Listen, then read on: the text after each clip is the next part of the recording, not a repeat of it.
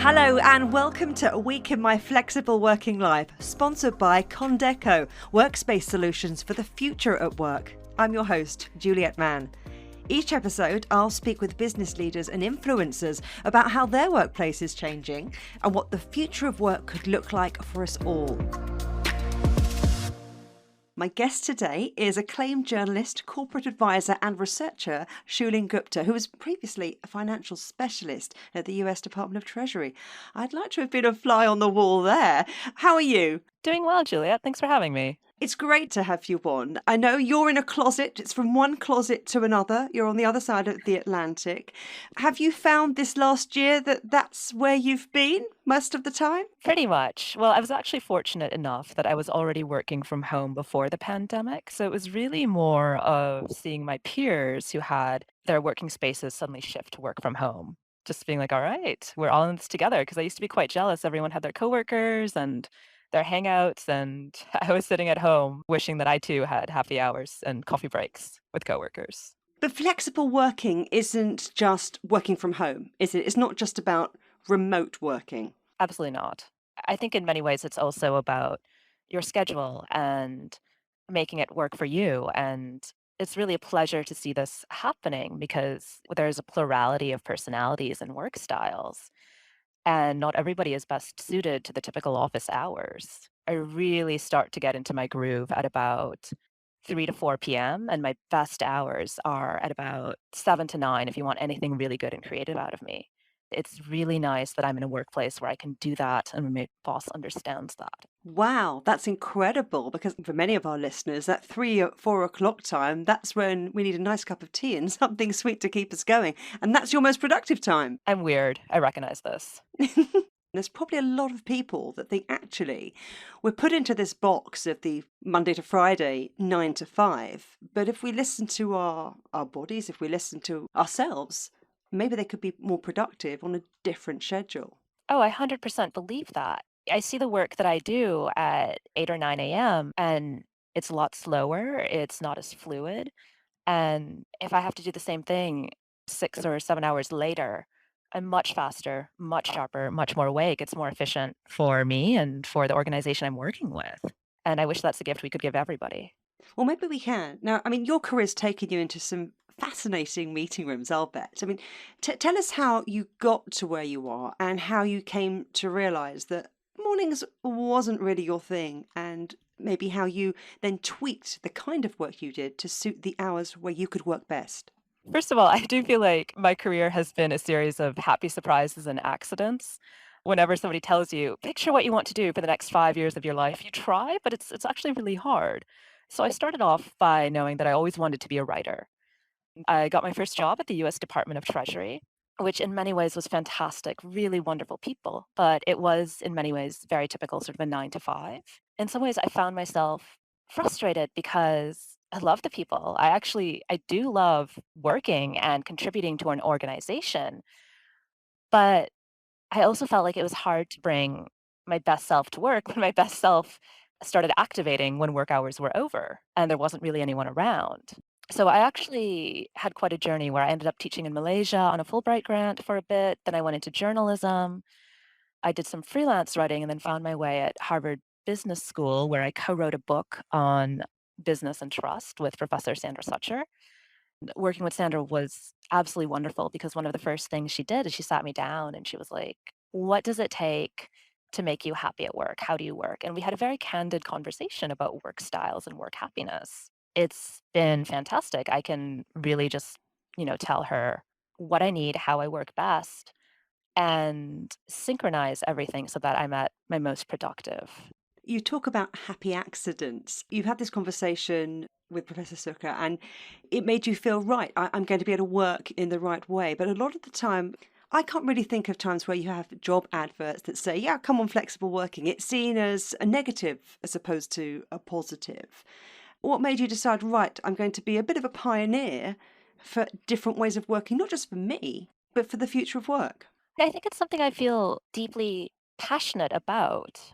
I do mean it when I say I like work, I like feeling useful, I like the structure. I was always a good student and a passionate student and the kind of student who annoyingly never missed a deadline. But suddenly when I got to the office, I felt quite at a loss because I didn't quite have that flexibility of college where you can arrange a schedule to suit yourself. I was in all these morning meetings and not really bringing my best self to work. And I began to look for other ways of being in other jobs and other ways to contribute to society. And I just wondered how many other people are out there like this who have valuable things to say and contribute and who want to work hard, but there's simply something in the way that the office space is structured in the office day that makes it a bit difficult for them to contribute their best self. So are you saying that the traditional way that the office day is structured stifles creativity? I think it can. I think it depends on the person, certainly. I know there are morning people out there.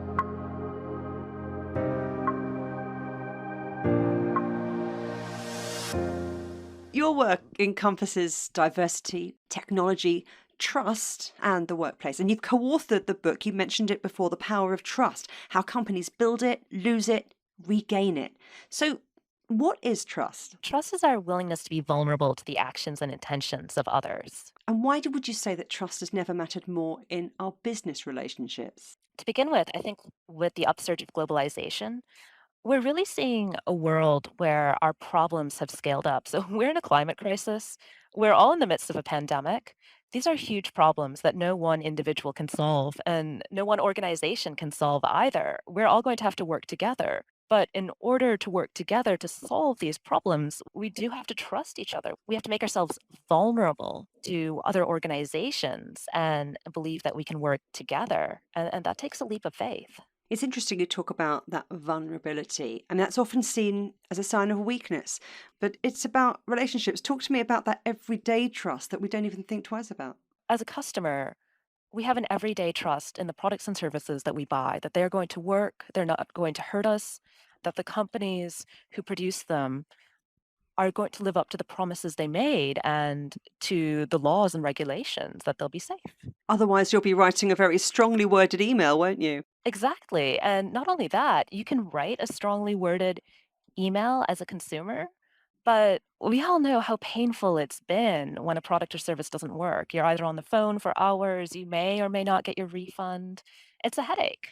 We're simply trusting that we don't have to do that. And by and large, if you think about the majority of things you buy and use, we don't have to do that. It's amazing. We just take it for granted.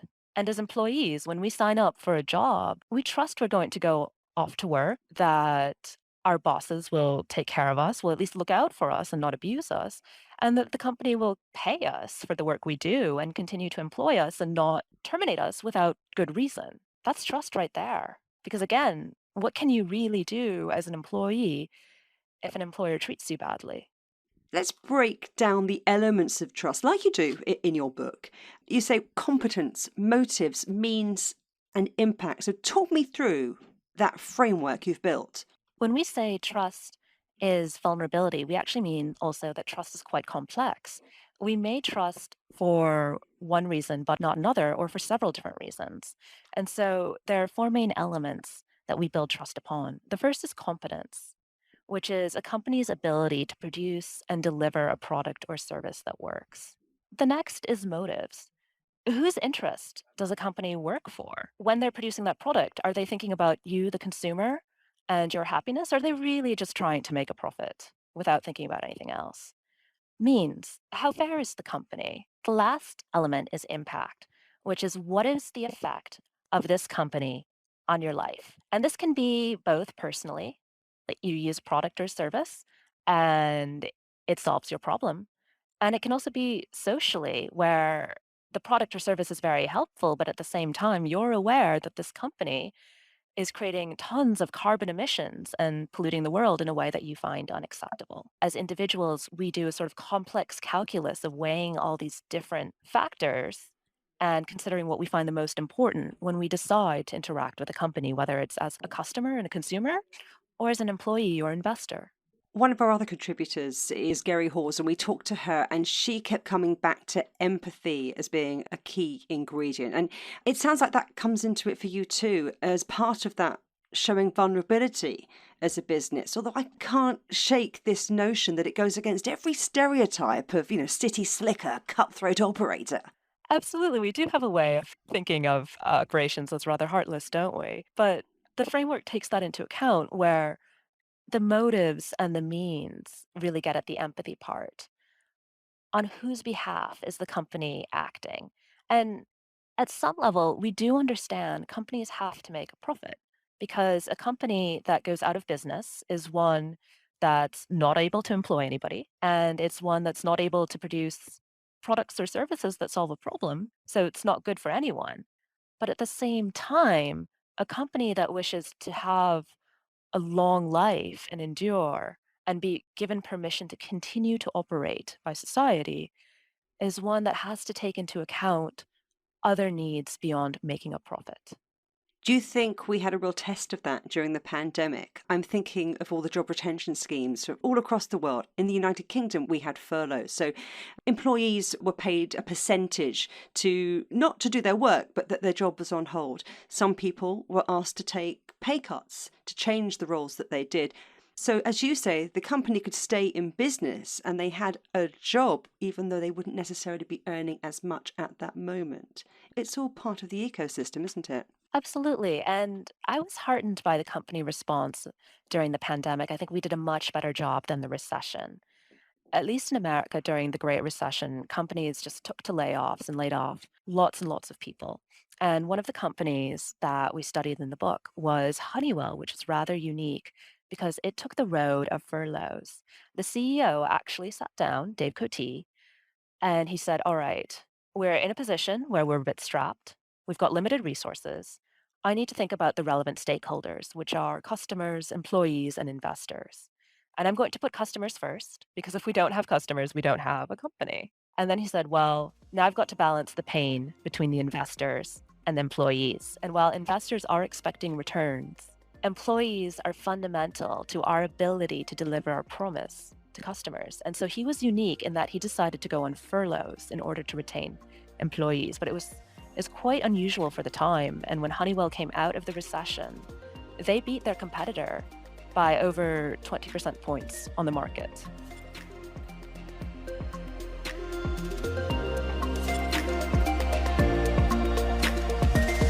When trust is lost, we've seen it from politicians to CEOs, a lot get it wrong when it then comes to acknowledging what they've done wrong and moving forward and trying to regain that trust. There's a disconnect, isn't there, with the messaging? Absolutely. It's a real pity that that attitude exists because trust is regainable. I think we have this myth that once trust is broken, it's forever gone, but that's not true. You have to go through this process of first apologizing, then taking accountability, and finally fixing the problem in the long term to rebuild it. But we seem to have this corporate attitude of, all right, there's been a problem. We're not going to apologize. We're just going to bury it. And a lot of that does come from people fearing that they'll be held liable and it's a legal liability if they apologize because it's tantamount to admitting guilt. But actually, studies have shown that if you apologize, it mitigates lawsuits. And that's actually what people want. What do you think managers can do to avoid situations where they've got to pick between public trust and employee trust?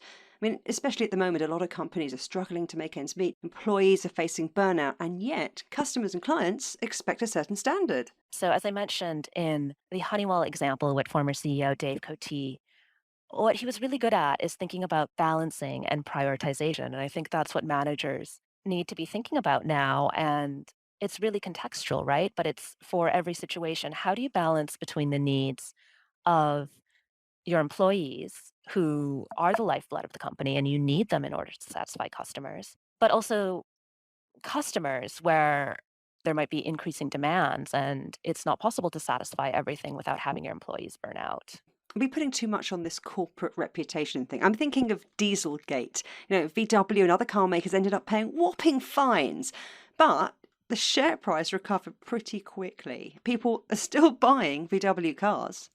Yeah, I mean, something I've been thinking a lot about is what are the expectations we have in the world, and are they actually reasonable and do they make sense? Because it just sounds like our expectations are ever increasing. People are just kind of going bonkers to meet them and then finally taking shortcuts. Now, in the case of VW, that was corruption throughout the organization. And it came from a place where the leader basically set these competing goals, which were really difficult, which was to be number one in sales and also to have the most fuel efficient car. And created a system where managers were penalized for bringing bad news to him. Of course, you're going to get a scandal and you're going to get people cheating. There's how else do you meet those goals? So leaders need to be really realistic about what they're asking people for and what kind of expectations they're setting and what kind of behavior they're incentivizing. So let's bring it back to the workplace. And if a manager feels that they can't trust an employee, I mean, is there a checklist or red flags that they could use to determine whether or not they're just having a bit of a moment and or whether this is something that needs to be addressed? It's going to come down, of course, to the specific manager and the specific employee. So, assuming that this is a manager acting in good faith and it's not that there's something toxic going around in the organization. First, it'll start with just trying to evaluate, is there something going on in the employee's external life that has caused? I mean, we've just been through a pandemic. It's been really, really stressful. People have reacted in different ways. I think it's been very wise that a lot of managers have cut employees some slack and really tried to check in on how are you doing, what's going on, how's your family. And managers also need to be aware that sometimes employees may not feel comfortable opening up about these things. On the other hand, if you're seeing repeated patterns of unethical behavior, that's really a problem. And if you let that slide, that sends a signal to the rest of the team that unethical behavior is acceptable. There are things that have been thrown up during the pandemic, like this tendency to now check in, to focus on the team's well-being a little bit more, to regain that trust, to nurture it. Do you think those things are here to stay, or it's just transitory while we're going through this problematic time? I don't know if they're here to stay. 2 years ago, if you'd asked me what's going to happen down the road, I would have never been able to predict a pandemic. I don't think anyone would. But I hope that it's here to stay. I do think that some of the behaviors of checking in, thinking about health, and really realizing that public health is all of our concerns, it's something we all contribute to, is hugely important. I know workplaces where there used to be pressure to come into work no matter how sick you are. It doesn't matter if you've got a cold. And now that's really frowned upon. And I hope that Yeah. stays and that we prioritize employee health.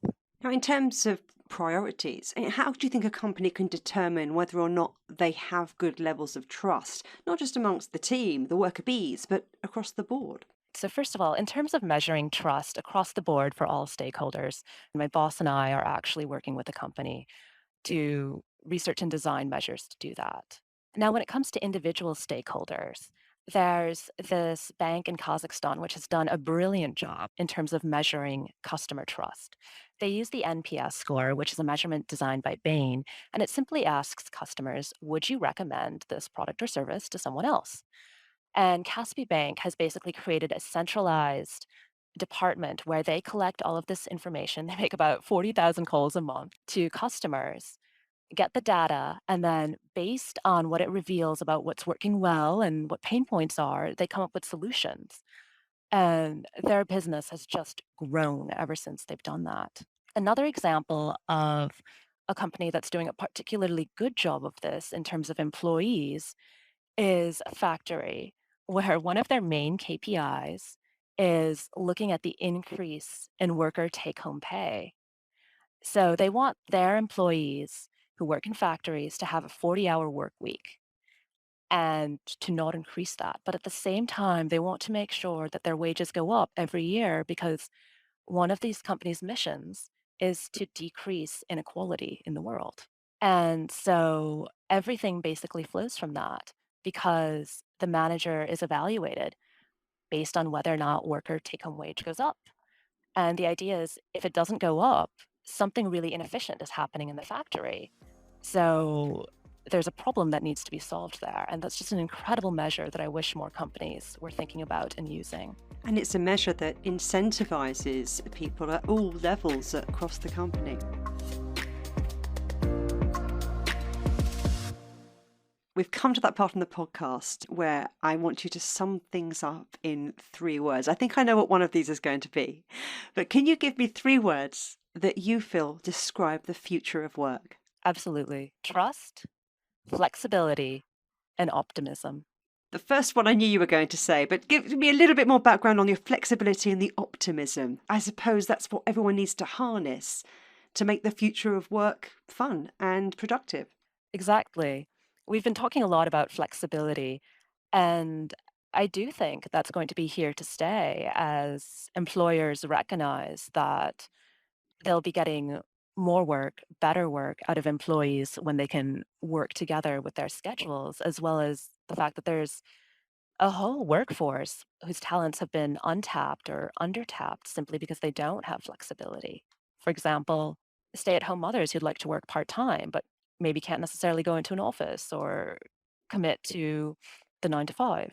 And then optimism. I think there's a lot of doomsaying about what's going to happen with the future, but there are solutions out there. And I think we have to believe and to trust and to be optimistic that we can come up with creative solutions to solve these problems.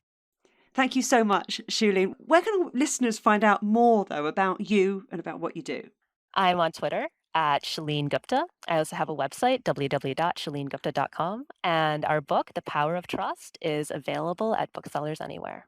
Fantastic. You've been listening to A Week in My Flexible Working Life, sponsored by Condeco, workspace solutions for the future at work.